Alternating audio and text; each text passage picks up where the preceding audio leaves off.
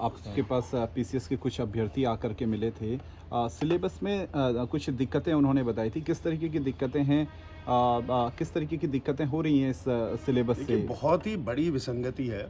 Public service commission की जो 2013 की नियमावली है वो साफ बोलती है कि अगर अंग्रेजी और हिंदी में सिलेबस बनाया जा रहा है तो एक समान होना चाहिए, उसमें कोई विसंगति नहीं हो सकती। लेकिन इसमें जो अंग्रेजी का सिलेबस इन्होंने दिया है और पेपर भी निकट है, अभ्यर्थियों को भी देर में पता लगा है, अंग्रेजी का जो सिलेबस दिया है उसमें 40% के ऐसे मार्क्स हैं जो हिंदी के पेपर में नहीं है, हिंदी के सिलेबस में नहीं है, जिससे कि जो हिंदी भाषी राज्य होने के बावजूद उत्तराखंड जो इंग्लिश मीडियम से ये एग्ज़ाम देंगे उनको इसमें फ़ायदा मिलेगा।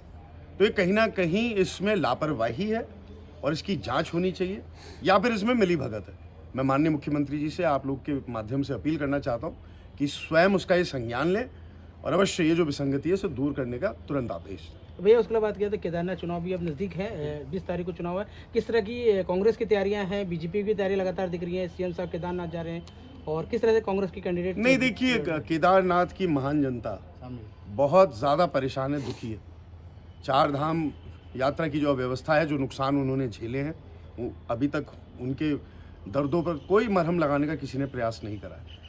तो अवश्य वहाँ की जो महान जनता है, जैसे बद्रीनाथ की जनता ने आशीर्वाद कांग्रेस को दिया, पूरी तरह कांग्रेस के साथ है। सत्ता बल और धन बल के विपरीत जनबल की जीत होगी, ऐसा हम सबका मानना है। सब एकजुट है, कांग्रेस पार्टी पूरी पार्टी एकजुट है, एक साथ होकर सब मिलाते हैं। भैया ये कॉलेज के चुनाव को लेकर चल रहे, कॉलेज के छात्र संघ चुनाव धरना दे रहे लगातार, लेकिन धन सिंह रावत चुनाव नहीं करा, इसमें आप क्या कहेंगे? नहीं, कॉलेज के चुनाव तो होने ही चाहिए, यही तो भविष्य के नेता हैं।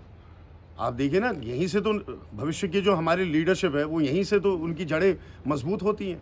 और छात्र हितों के लिए जो वो लड़ाई लड़ते हैं छात्र नेता, तो कहीं ना कहीं उनके अधिकारों का हनन है। तो मैं तो पूरे सपोर्ट में हूँ इन लोगों के, और मैं चाहता हूँ कि चुनाव हो, और भारतीय जनता पार्टी चुनाव से डर रही है, इसलिए भाग रही है। भैया नगर निगम चुनाव कब तक होने की संभावना है? ये तो सरकार ही बता पाएगी। फिलहाल तो ऐसे ही लग रहा है कि डरे हुए हैं, सहमे हुए हैं।